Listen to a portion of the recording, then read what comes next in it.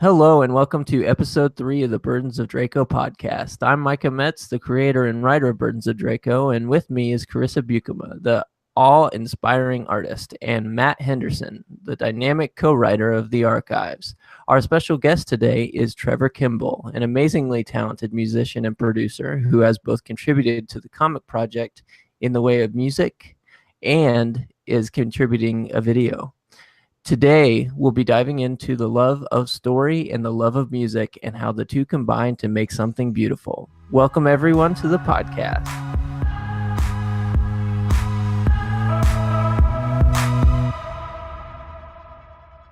What childhood cartoon did you guys watch the most growing up and why? That's our icebreaker question for today. I'm going to throw it at our guest first. So, Trevor. Go for it, man. Ooh, I get to break the ice here. Well, thinking about it, we didn't watch TV a lot growing up, all of my siblings and I. But when we did, it was definitely either SpongeBob or Kim Possible. Oh my god. Either of those two. Possible mostly because it would appease the sister also. Makes sense. And the SpongeBob. So, my parents would always be like, "You're rotting your brains watching SpongeBob," but it was too great. But they said nothing about Kim Possible. Nope. It was just SpongeBob. All right. Yeah. Well. Yep. And I mean, Kim Possible, you're just rooting for Ron Stoppable the whole time to get an awesome spy chick, So. Yeah, I'll be honest. I know nothing about Kim Neither Possible. do I have seen SpongeBob quite a few times, but I know nothing about Kim Possible. It was pretty epic for a kids show, Awesome. Yeah. I recall it fondly. I didn't have Disney Channel most of my life, so I didn't see it that much, but I enjoyed it. Yeah. Love a good naked mole rat. Yep. As do all of us. Well, I think I just love to hear, and hopefully she doesn't disappoint, but Charissa overthinks my icebreaker questions every time. So I'm curious to hear what kind of explanation you have to why you watch a cartoon. Oh, jeez, you caught me again.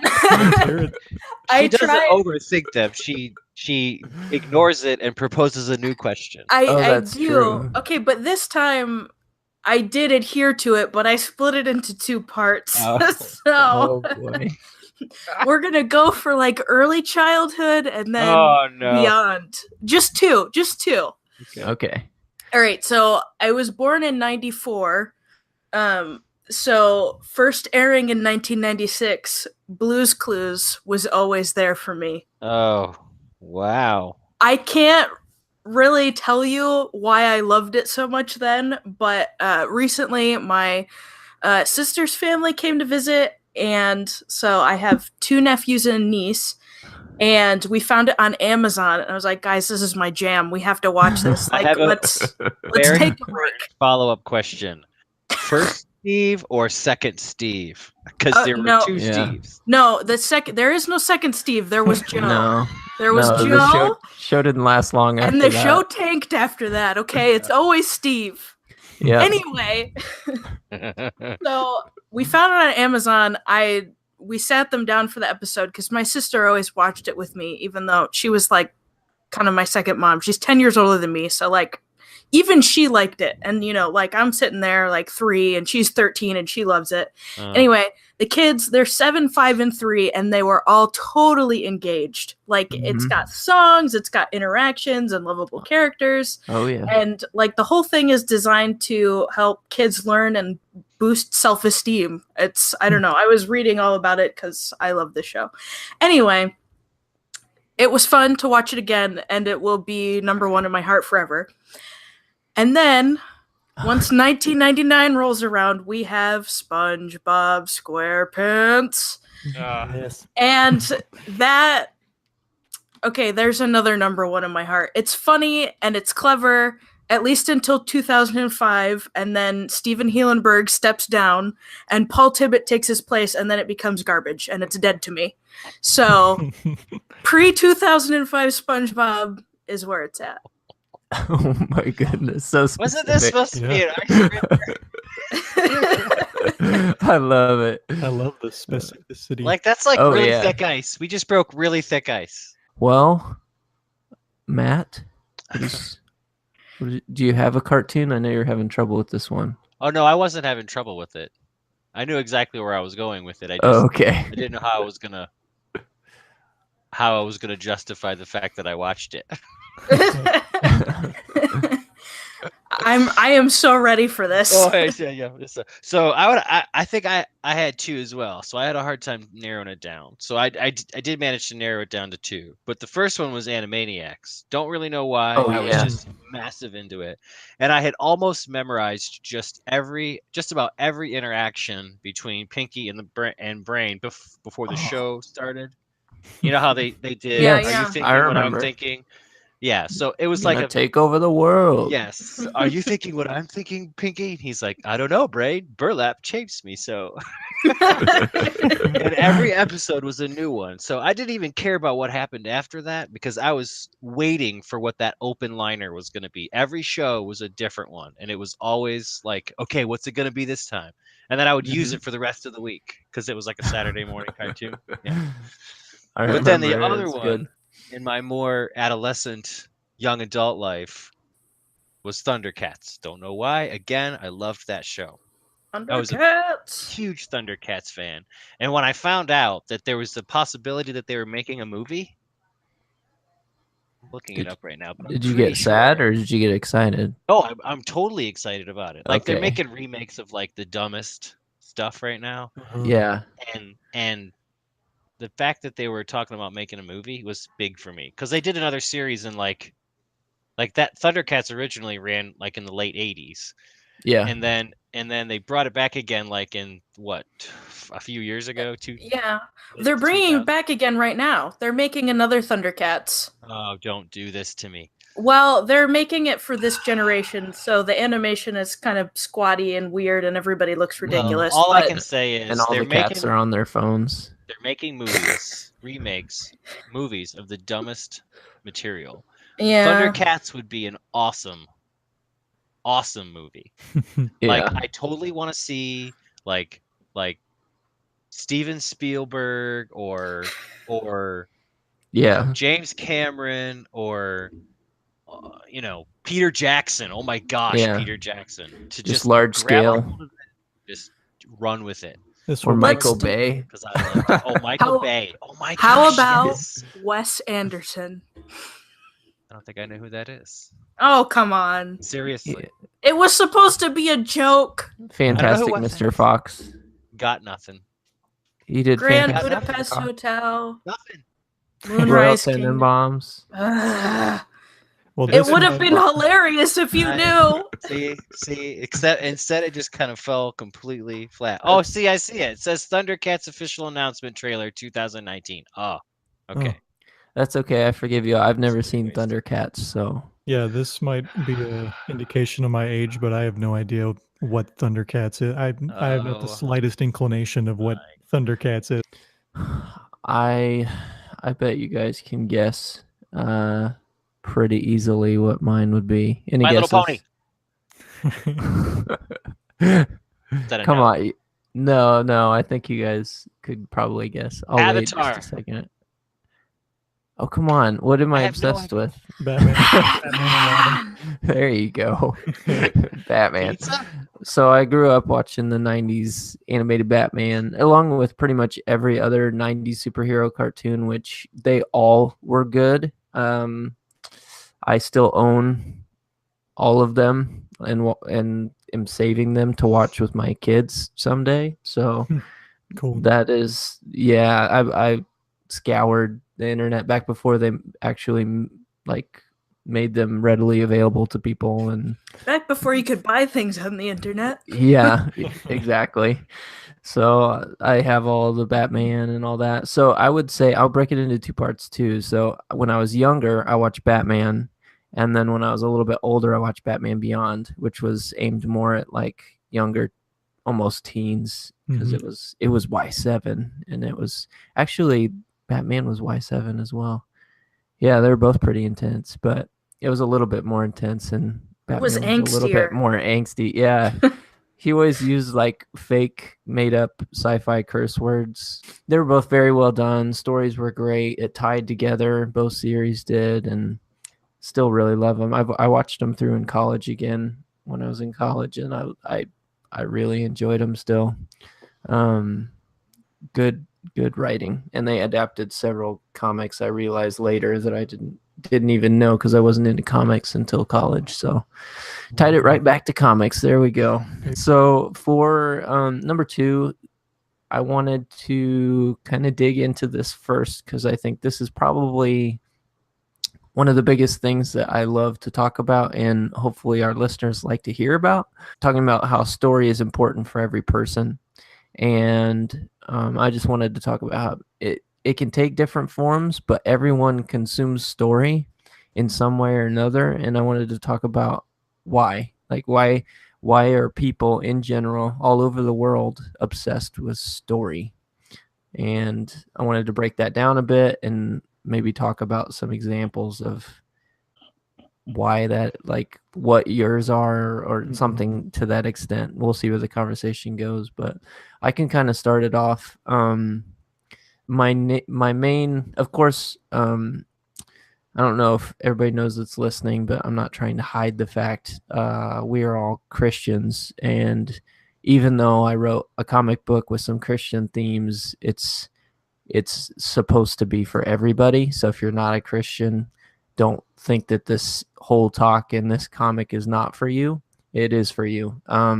But to get past that and into just as a Christian, of course, my deepest beliefs are based on biblical things and how we're made and who God is. And so story is very much a part of who I am, and God, I believe God came to earth as Jesus, and one of the main things Jesus did was tell stories, parables and things like that. And it's one of the best ways that we learn lessons. And I think a big part of that is we tend to want to self-identify with other people, whether it's characters or people, and put ourselves in their shoes and think about the challenges and achievements and just lessons that we might learn from that. And it becomes almost like a mental journey of going somewhere you've never been, even though it's purely imagination. And it's amazing that we're created, unlike any other creature, to be able to do that. Yeah. And I think that's what sucks us in to story. That's what sucked me into writing the comic and to writing these side stories. Like just the idea that I can share my story with other people. And I think I've said that in past podcasts. If I couldn't share it with people, it wouldn't be worth writing. Mm-hmm. Story comes down to community building and passing on something that's important to you, and then someone else sharing in that with you, and either liking it or not liking it. Hopefully they like it. That's what everybody hopes when they share story. But I'm going on a tangent. I could talk about story a lot. So if somebody else has something that sparked from that, go ahead. Yeah, I could piggyback off that and just kind of talk into the fact that like we live our lives based on a worldview that has to do with a narrative. You can see it that way. So like, let me see if I can come up with an example, like someone living their life in the narrative that like the world is against me, or, it can shape how you view the world in your day-to-day life. And, but then seeing it in a different narrative where it's, like, what can I do for the world? Or, like, I'm a new creation today. Or like the narrative of even like I was created by a creator to create. So like I think just narratives and stories shape how we view the world, and because of that, we search for stories and we search for those narratives in our everyday life. And I don't know, I think we get sucked into story because it's so like crucial to our everyday life. We see stories everywhere. Mm-hmm. Oh yeah. That's something that I was thinking about too. I sat in front of this question forever, just thinking about it and typing stuff out and erasing it, because like, where do you even begin with story? Because it's just this massive thing. And eventually I just thought of, well, what is it and how far does it go? And I kind of came to that conclusion that, yeah, we do see it every day, because like, it's absolutely the fabric of our being. Like, if you think about it, absolutely everything that you see or you imagine is a story that you can tell somebody else. And everything that you don't see or don't imagine is a story that somebody else can tell you. Yeah. Like, stories are the only way that we experience things outside of ourselves. Or to go places that we probably wouldn't normally go to. Like, that's one of the things that I went to when I saw this question was, story for most people is a way to go somewhere that they normally wouldn't get to go to, right? You can read somebody talking about going somewhere, doing something, experiencing something that you probably wouldn't otherwise get to do. Yeah. You can write story that's similar, taking you to places where you normally wouldn't get to go, that kind of stuff. It's a way to experience the world that you normally wouldn't get to experience. The other thing I kind of thought about was, just on this podcast, we have 3 different mediums for storytelling. So we've got the written word, right? We've got the ability to pen on paper, write down kind of, writing a story out. And then you've got Charissa, who through illustration is able to layer into that text-based story writing with even more depth. She can even write, stories without any words. Like, she doesn't need, Mike and I for that. She doesn't need us. Two, exactly. Right. I'm my own woman. But then add in Trevor, who through music can tell story. Put the 3 of those together, you end up getting, like, God's given us this amazing capacity for imagination. Yeah. And we can put that out on paper, we can put that out through illustration, we can put that out through music, but then taking all of it and putting it all together, you get some pretty rich storytelling. And so just in this podcast, we've got 3 different mediums for storytelling that all trigger some kind of emotion, take you to some kind of place that you otherwise wouldn't be able to go to, which I think is a pretty amazing facet of storytelling. Yeah. Yeah, I think that's very true. And I think that kind of brings me to my next question. Trevor, you've been working on this, we'll call it a living comic. And this is the first time I've really talked about it particularly. So you took the digital version of the comic and you made a video version that pans from panel to panel, based on kind of an estimate of how people would read it, and then put music to it, sound effects, and had Maggie and I voiceover so that people can experience the first issue in more of an immersive, all story types combined way. Do you want to talk about that and pretty much like how you approached it, what made you think of it, those types of things? Sure. Well, I guess the whole idea for it was it was the result of like a creative breakthrough for me, where I was very much stuck in a rut of wanting stuff to do, but not self-motivated to like, start anything. I hear that. Yeah. So, as creatives, it's easy to just like, just wait and think about and maybe have those new ideas, but to actually sit down and create, it's something that takes diligence, and it's a lot more than just that initial creative idea. It takes a lot of hard work after that idea. So I think I was at the start of this project, I was still very immature in my creativity, in the sense where I've had a lot of ideas in my life creatively, whether that be music or video or anything. But to actually have the self-discipline and diligence to stick to something and work through it, even when I reached a point where I was frustrated or where I had to force myself to be creative when I didn't want to be. This project was kind of a result of that creative breakthrough for me. Just kind of the initial idea, making this, a rough sketch of the video, and then just having something to put music to. Because really, I want to just write music and want to build. It's part of like portfolio building and just kind of maturing as a creative.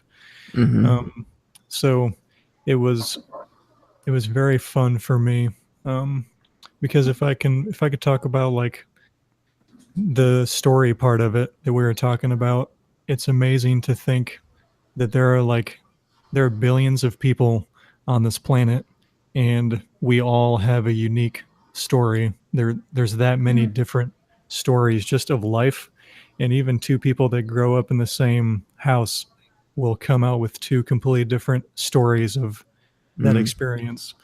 And so translating that even to being a creative person and creating something, it's like God's given me this gift and passion of creating. And how amazing is it that I can sit down and play some music into a software program and create this music, and it's completely unique to me and to what I want to convey. Like, that's just the same thing with words, and the same thing with art and with visual art. It's like, there's just this uniqueness to it that is really special, that when you create something and how unique it is to you, that is what kind of excites me about creating and telling stories through music. So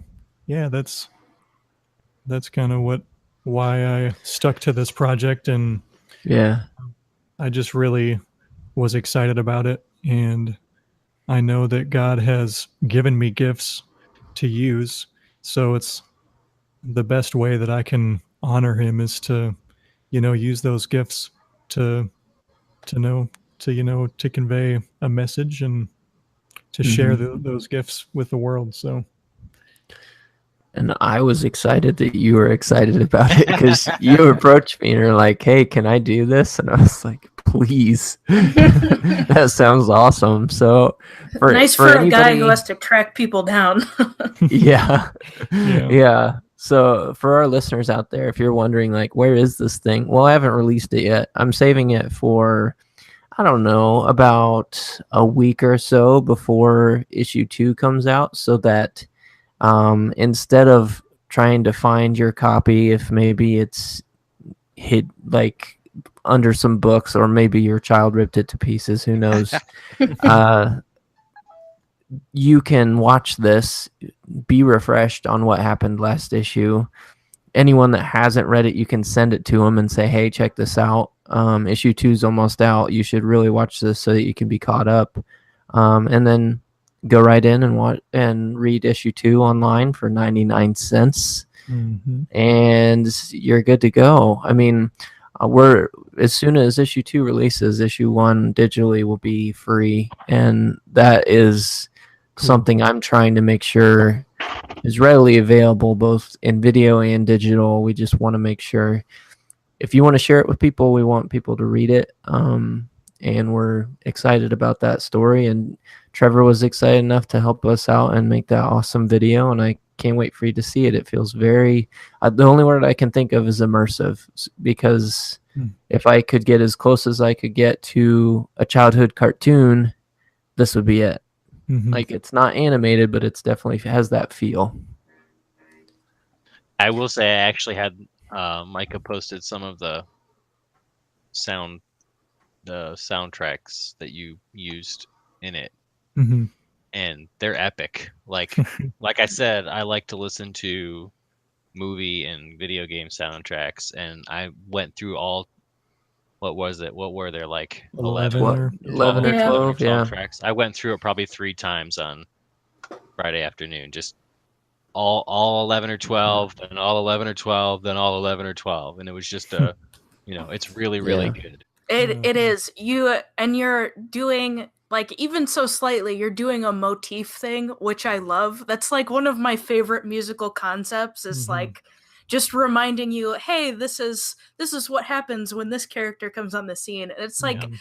I mean, how short is this thing? And you're already making motifs. It's awesome.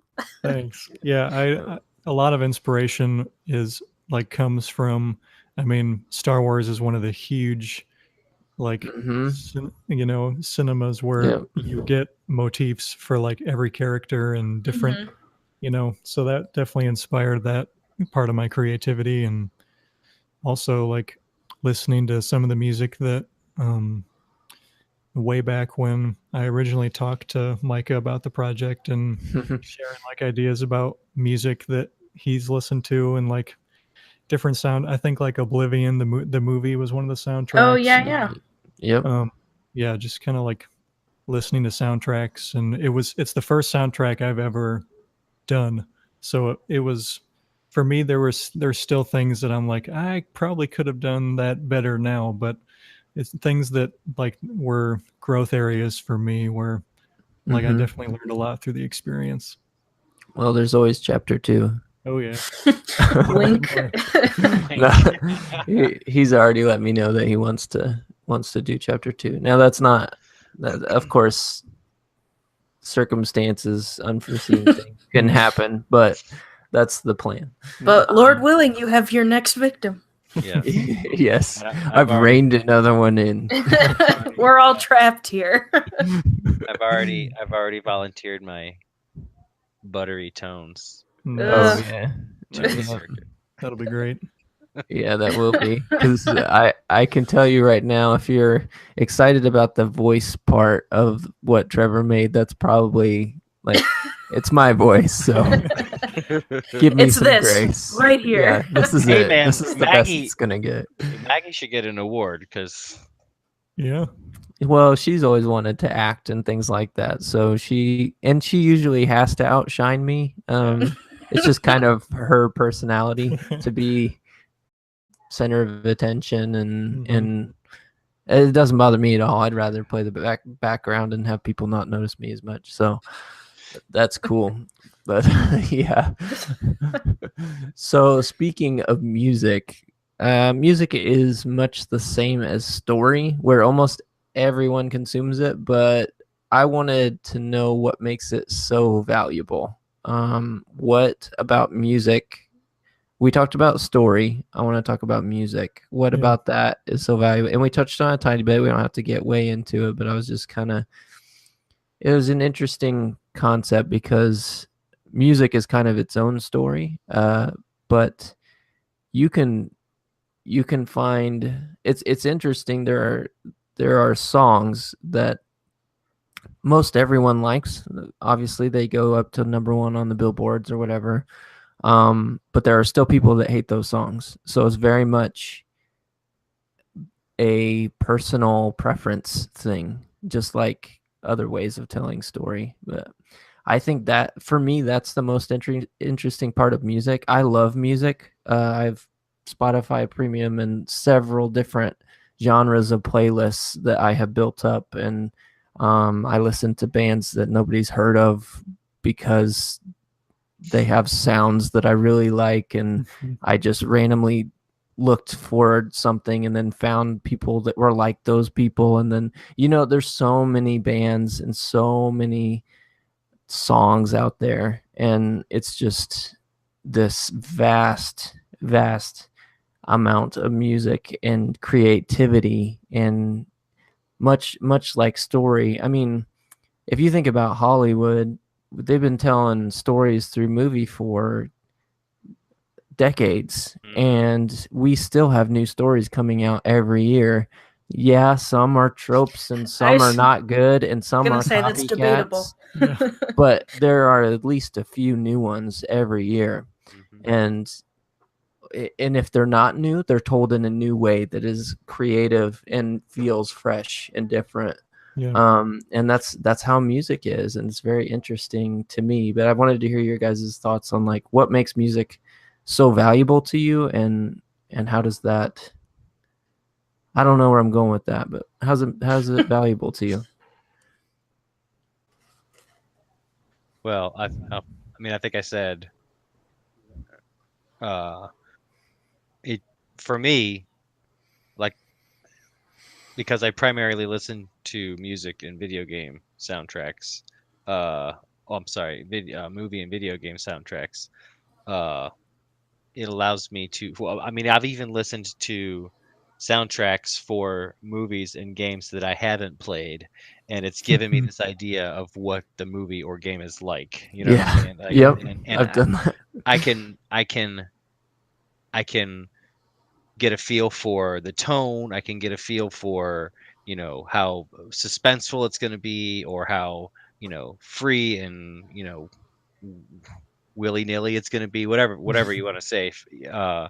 It's just, for some reason, for me, it's just one of those, all right, I want to know like what this is going to be like what kind of music is extremely emotional, you know what I'm saying? And so and I mean, good music is extremely emotional. Bad music, I mean, even bad music can give you some kind of emotion, but it may be anger. So if I ever get angry at you, Trevor. But so for me, that's kind of like, and I also listen to it a lot at work, so it's kind of a, you know, just kind of a separation thing. Like when I'm riding home, I have like an hour drive from work, and it's like I can listen to, like, I'll listen to a soundtrack or something like that, and it's just a separation, calming kind of thing for me. You know, but it, like I said, music is extremely emotional. Good music is extremely emotional, and you know, it can put you in a mood. Any kind of music can put you in a mood, whether good or bad, and you know, I think it's pretty darn powerful. I would definitely agree, and go a different route in saying like even the science of music is unbelievable to me. Like the fact that like our ears, the way our ears work, and how a sound wave can hit the membranes in our ears and cause the, you know, the neurons or whatever to fire in our brain to you know, to just actually hear something and then to interpret it a certain way where you can actually feel an emotion or even like trigger memories through, you know, audio. It's just kind of, it's unbelievable how, you know, how music can affect us on that emotional level. And even I always think back to, when I think about the power of music, I think back to my college days, and I was studying classical music and romantic music, and I did a study on Beethoven and just how like late in his life he was losing his hearing and still trying to compose music and write music, and how he would just sit at home and bang on the piano just so he could feel the vibrations because he couldn't even hear the music anymore. And but some of Beethoven's late music that he was still writing just based on what he knew, like just he knew what it would sound like. Some of his late, like he has a string quartet that like literally brings me to tears when I listen to it. And the more you dive into it and the more critically that you listen to it, the more beautiful it seems. And ever since those days of like studying music, I'm blown away by the impact that, you know, music can have, and so thankful that God has blessed us with the ability to create and to consume something so beautiful as music. So that's my 2 cents. So you want to try and follow that up? Oh, gee, thanks. Well, music is beautiful. The end. No. I agree with all of that.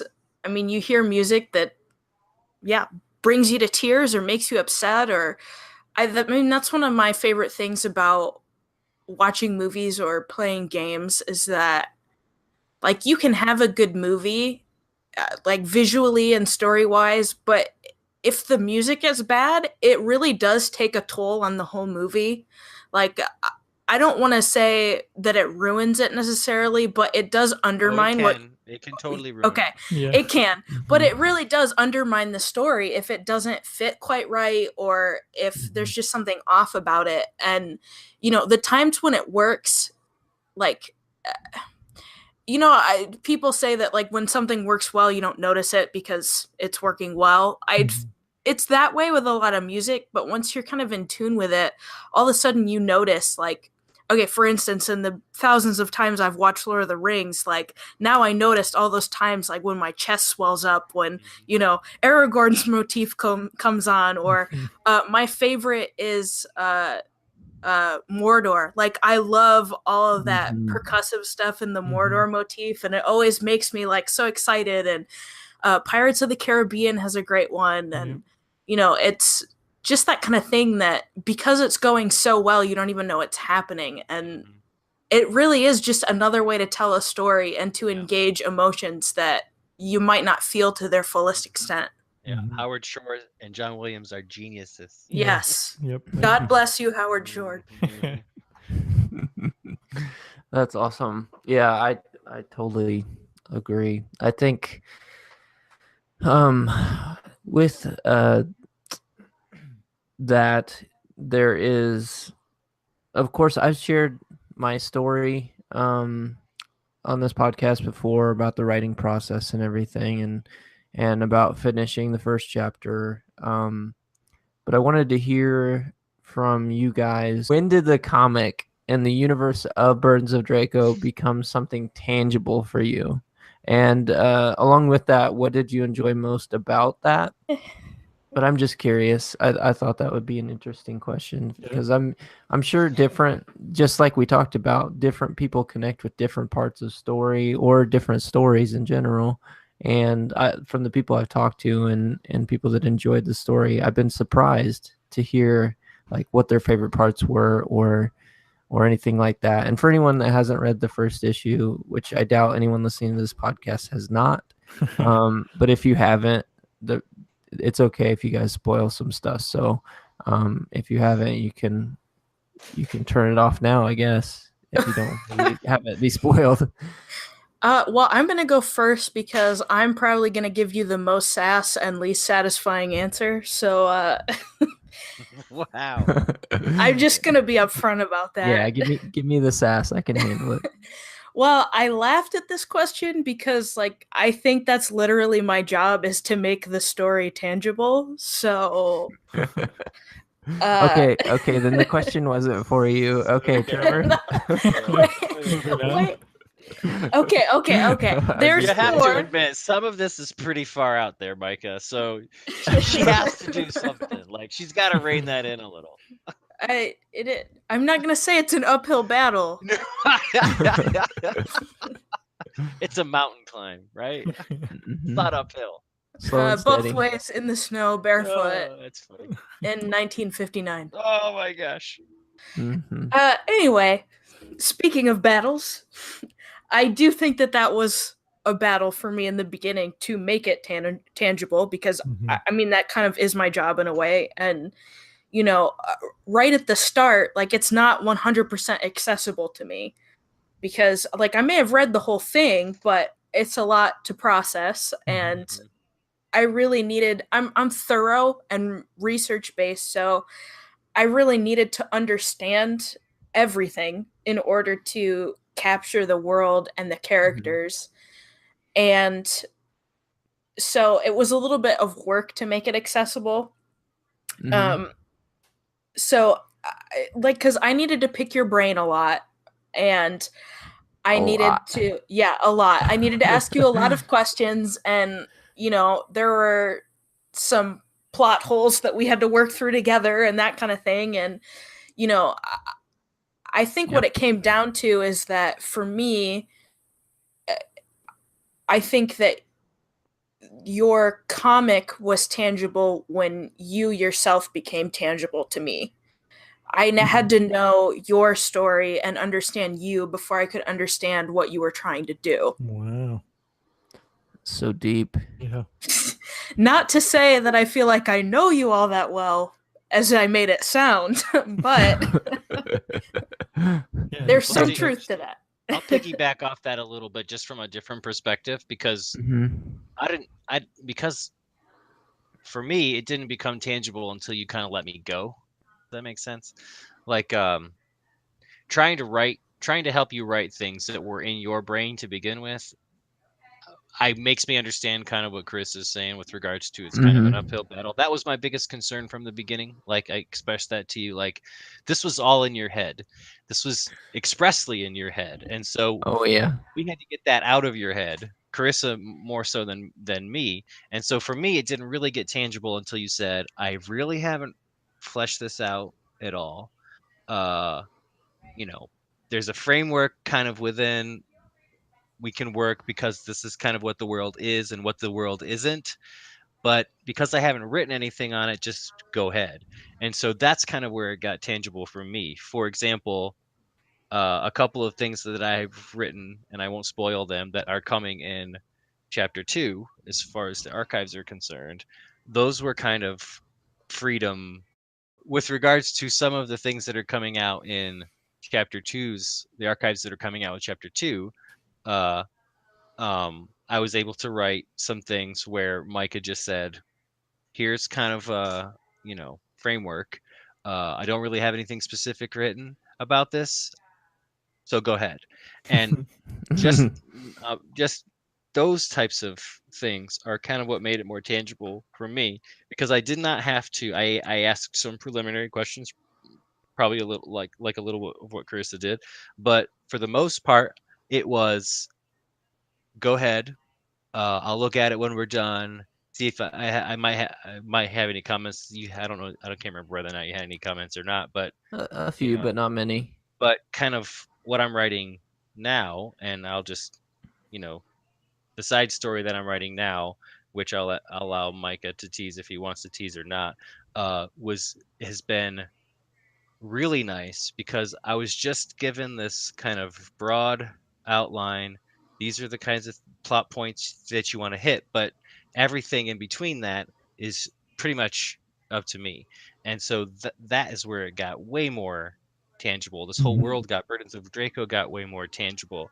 Tronin got way more tangible. The characters got way more tangible because I wasn't fishing them out of your brain. It was, here's kind of an outlier. Here's kind of an outline. Do what you want to with it. So for me, that's kind of where, especially as a writer, like Charissa is trying to create a world that you've outlined. And Trevor is trying to create this feeling, this emotion within this world that you've created. But I'm literally trying to create parts of the world. Yeah. You know what I'm saying? Yeah. So there are parts of the world that people haven't seen yet that people may have thought were unimportant, but with conversations that Mike and I have had, it's like these things, these side stories that we're writing, which we'll talk more about, in some other podcast.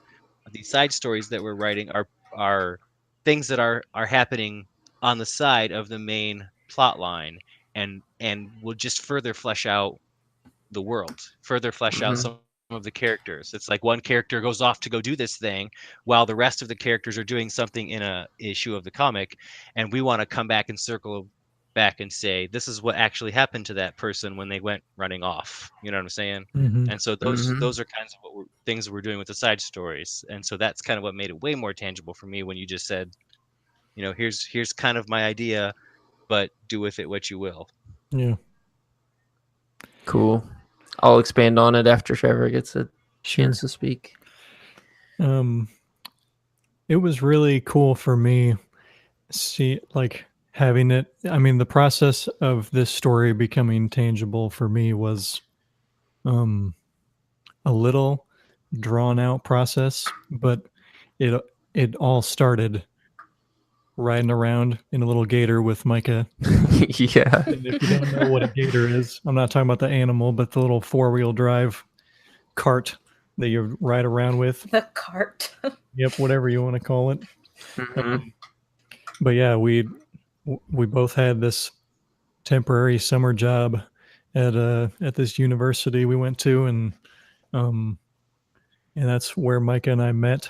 And he very humbly told me one day about this this really thorough story that he had written. And I mean, we had plenty of time in that gator driving around campus looking for grass to cut. Yeah.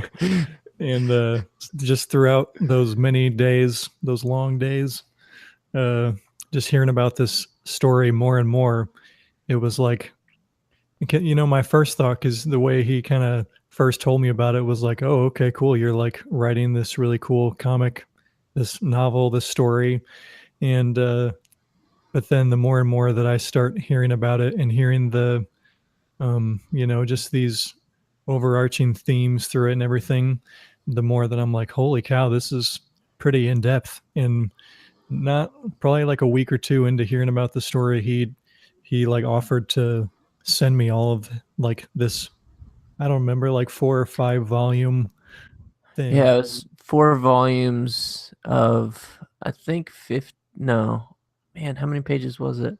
It was 4 volumes with, in each volume, I think there were 5 chapters. You had all 300 pages sent to you. Yeah. So he sent me all these pages, and because in that day at work, he's like, yeah, I'll send the stuff to you tonight. And I'm like, okay, cool. I'll read it. And that night I'm going through them all, and I'm like, holy moly, this is way deeper than I could have ever imagined. And like he had done immense amount of work on this, and you know, he had told me that, but I just didn't realize the gravity of what the work that he had put into this, the hours that he had put into this. And so that pretty immediately became pretty tangible, just being able to hear from him, you know, how humbly he put his basic ideas, but then seeing the other side of like, you have put hours and hours into editing, into creating this world. So that was really cool to just kind of be a part of those and kind of see. I mean, I wasn't there when you were first having the ideas, and you know, when in the very early stages, but kind of seeing this finished story was really, really cool. And yeah, just I guess getting the first comic was probably another step in that process of it becoming tangible, because it was like, here we go, wow, we've got, like, I can see the story and see these characters that have been in my imagination. So yeah, it was just kind of a very long process. The last one you were going to hold for a while. Yep. Yeah. Mine is hanging on the wall in a frame. Yep. That's so crazy to me. Like, just for me on my end of it, being like creator and writer, it's weird because we're producing this story, and people are getting connected to it, and everybody has their viewpoint of like when they first encountered it. And it's just really cool to hear, because like I created this a while ago, like going on 7 years, and put so many hours into it, like you said, but I never had the expectation that anybody was gonna like enjoy it. Yeah. I wrote it for me, of course, and I hoped other people would like it, but you never know until it's out there. And so that's probably why you sense like he humbly gave it, because I thought you might think it was crap. Like, honestly, like when you give something to somebody that you created, like just like with music, just like with art, just like with writing, you are putting yourself out there for people to judge and like or dislike your stuff. And so, yeah, for me, being, and we've talked about this, I think it was the first podcast, about how being inexperienced is in some ways an advantage. Yeah. That's very much a big part of why I feel not worthy to have a huge fan base. Or I don't know how many elementary schools I've gone to and they've said, is this going to be a movie? And I'm like, are you kidding me? Like, that would be amazing, but I doubt it. Like, it's just, and you never know, of course, you never know, but just to hear that is like, wow, they think that much of the story. That's really, really cool. Yeah.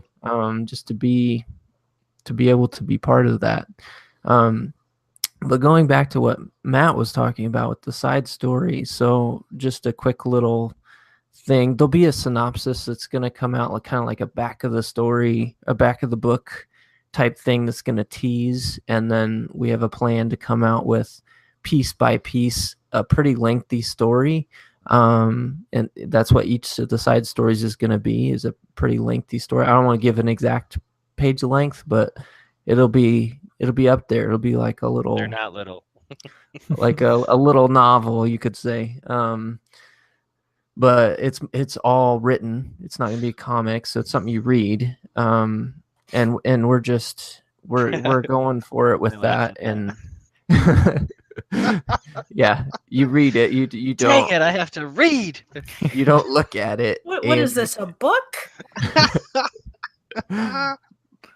But we wanted to create a story that really, like Matt said, tied back in, and not only that was substantial. Now, of course, it's not vital to the comic. If you didn't read any of the side stories, the comic's still going to make sense. I didn't want to take away from the overall story to where, oh, you have to read these or it's not going to make sense. Yeah. No, it's gonna make sense. But this is gonna be additional cool stuff that really bonus content. Bonus. Yeah. Yes. Exactly. What's kind of cool is that some of these side stories, this first one in particular, they have logical and easy to see crosses back into the main storyline, right? Mhm. The main story, just if all we had to read were each of the chapters, the world would be awesome, but it would feel kind of, it wouldn't feel little. It would, I mean, adding in the side stories just adds way more, like, okay, so I mean, you're looking at what's coming in the chapter, you're reading through the pages, you've got, this is what's going on in the world right here, but then you see a side story and you realize, wow, the world is way bigger than what this one little chapter does, the 25, 26, 27 pages in a chapter. And then you see a side story come out, and then you realize that while this was going on somewhere else in the world, this was going on, and it just makes it feel so much bigger. But there are logical intersection points, like this first one that we're writing. There's a pretty explicit I don't know how to say it. There's a pretty explicit encounter that happens that ties it into what we're reading in the main plot, which I love about these side stories. Yeah, very intentional in the intersections. And that the idea behind that was very much like, how can we give something that is a little bit more, so we started, you've already outlined the first one, very detailed outline, and he's going to start writing soon. And Matt's writing several of these. I'm just going to take on one for now because there's so much other stuff I'm doing, and Matt's a great writer. So I outline them, and then Matt takes over from there. But I wanted something that came out regularly, that people kind of hung on the last thing and are waiting for the next one to be out. And it'll be released on the website, on social media, and you'll just be able to grab a hold of the next 2-5 pages, however much it is, that's ready. And then you just read that chunk and oh man, I wonder where this is going. And it'll take shape. And then when the comic's all released, all those side stories will be included in the back, is the idea. So that will be something that in the long run, just like with the covers of each comic, those will be collected and put in the back as their like you flip through the artwork and it's all there. You flip through the side stories and they're all there, and it feels like one big piece. But right now it's coming out in pieces separately, leading up to a bigger story. Which I think is also pretty intentional. Like, how long has it been since Chapter 1 has been released? Several months. September 13th of last year. So we're, quickly approaching a year, and so it's like being able to release the side stories in small chunks just gives the readers, something else to look forward to. Though I'm writing this all at once, it's getting passed off to Micah and to editors or to the editor and to whoever else needs to proofread it, and then released to the listeners in small, manageable chunks where we're not waiting, several months for. I'm not committing to a release schedule for any of this, but I'm saying it'll give the reader something to look forward to while they wait for the main. Right. Yeah. So I mean, I think of it like all the Star Wars movies. It's like we're waiting for Episode 9, but while we're waiting, we're getting like the side stories. We're getting the Star Wars stories. So they're kind of like. Hopefully, people enjoy these more than they've enjoyed. Hopefully these went there. Hey, I like Solo a lot, so I'm not trying to rag on it. I'm just saying a lot of people didn't like stuff that they put out. But personally, I'm looking forward to getting that out to people. It's like my first big exposure to, the people who are reading this comic. Yeah. So, the public. Cool. We're excited. Well, I have a business idea. Let's take each one of these side stories, call it a DLC, then charge $39.99. Microtransaction. Everybody loves microtransactions. DLC. Denied. DLC. Idea denied. You get the first one, you got to pay for the rest. Oh, that's good. Look, everybody else is doing it. Paragraphs. Yeah, right. That's funny. Oh man, that's Cut off funny. in the middle of a sentence. If you want to watch more. Pay 5 Draco bucks to continue. Oh my gosh. Draco bucks. We have our own currency. We got a Draco chest. Let's open the Draco chest. It's perfect. These are all old skins. Actually, I think that would ban us in some of the countries that called microtransactions gambling. So that's not gonna work. Can we be one of those countries? Yeah, unfortunately. No. I wanted to say one last thing about that project, just to get people excited. And one was the title of the project. It's called The Bandit King. It's the main thing is it's going to be about this. Every side story is going to follow one person, one character, and this guy is the Bandit King, and he is part of a bandit tribe in the wastelands. So that is all I'm going to say about all that. But dun, dun. Yeah. So the idea is each side story will take on this person, and I've already discussed it with Charissa. She's going to illustrate some type of poster or something for that guy for each side story, and then we'll also do merchant, like put it on a t-shirt or stuff like that, so that you can really, I mean, I'm going to get one. Maybe it's for selfish reasons, but I think it's a really cool idea to have that out there for people that love those side stories. And then it could say something on the back like the Bandit King Draco Archives or something like that. I don't know.